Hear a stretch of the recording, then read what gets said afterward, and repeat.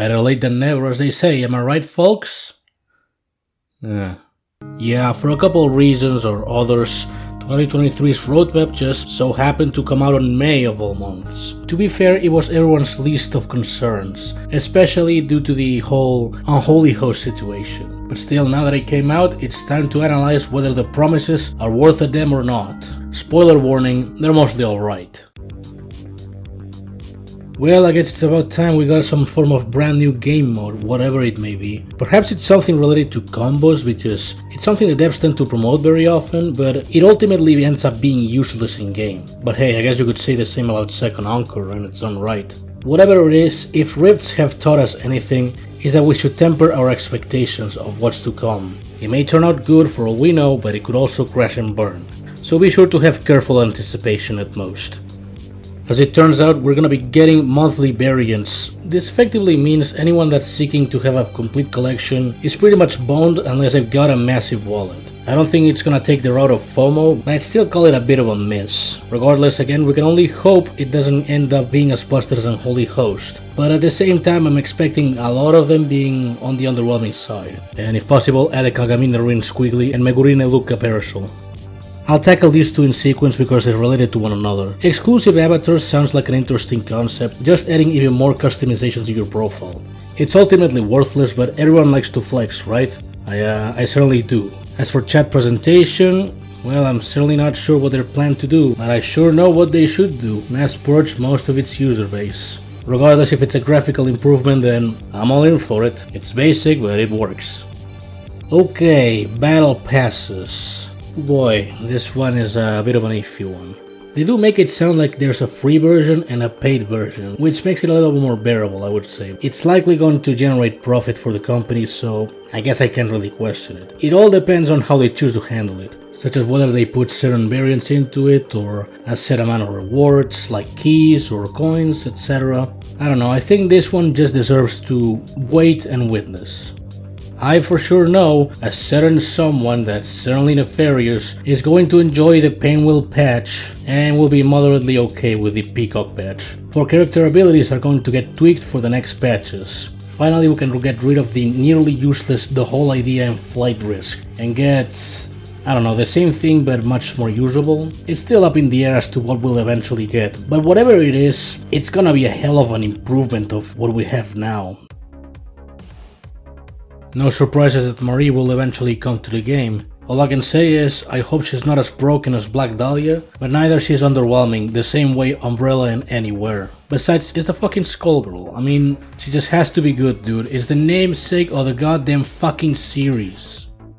The main menu redesign is a strange choice. I've grown accustomed to this one over the years and I'd say it's fairly effective. I'd say it's unnecessary, but at the same time, if it's just as if not better than the old one, then for sure it's welcome. To this one I have nothing to say. It's certainly nice that they're gonna make it a little easier to sell moves and whatnot, so that it doesn't max out immediately. It would also help to get a little expansion on the collection size just for free, but I digress.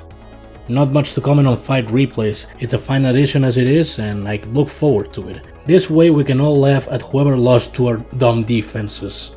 And again, not much to comment on anti-cheat improvements. Alright, auto level fighter slot.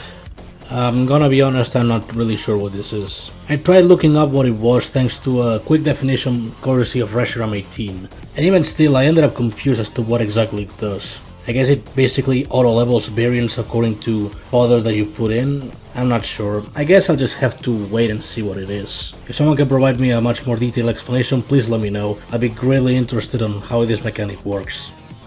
Not much to comment on quality of life improvements. They're always welcome onto whatever shit it is. It doesn't necessarily specify any quality of life improvements, but I don't think it really needs to. Anything that just makes things faster and it's just convenience, anyone can appreciate it. Hey, we got to the message of coming soon for another year in a row.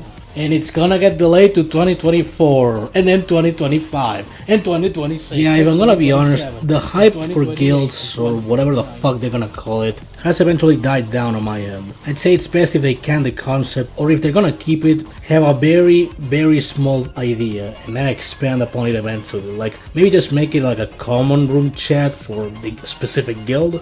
that sort of thing. Because the way I see it, it's gonna be delayed again until God knows when.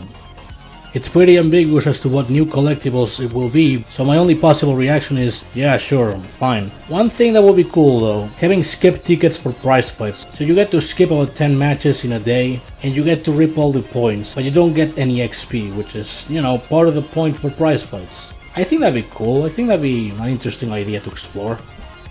No surprises there for the most part. I guess Season 1 Pass was a success, so they were gonna receive more characters. Although for the love of Christ, stop it with the fucking skeleton bit, this shit is unfunny. Again, not much to comment on origin stories. Most people will clear it in one day, I sure as fuck will. But for the 10 people that care about the lore, this will be actually kind of interesting. I hope we get to see Eliza's backstory, now that'd be nice. I really hope this edition makes it. Offense and defense loadouts will be such a blessing. Why? Because that way you can use a defensive variant into offense, like say Biting Cold, without having to risk your defense being naked for a couple seconds in rifts. I really look forward to this change and I hope it ends up making it into the final version. In other news, we have shilling for Skullgirls accounts, but not one of them is mine, so who cares? And that's all there is to it for the month of May's 2023 roadmap. Overall, it was okay. I don't think there was anything that really blew anyone's balls off, unless you're really excited for Marie. So realistically, everything's on the tame level, if you ask me. A couple concerns here and a couple mild excitements there, but I wouldn't say it's anything outstanding, anything too good to really revitalize the game. Well, at least not until we get to see it in action. I don't know, I guess I am too much of an anti-hype kind of person. With that said, is there anything else I should add? Buff Big Band please, and thanks. Investment. You know, people donate lots of money to me, and I truly appreciate it. And you know, I want to be happy. You know, the happier I am on stream, the more entertaining the stream can be, right? So I buy sushi. You haven't been happy in a fucking while then.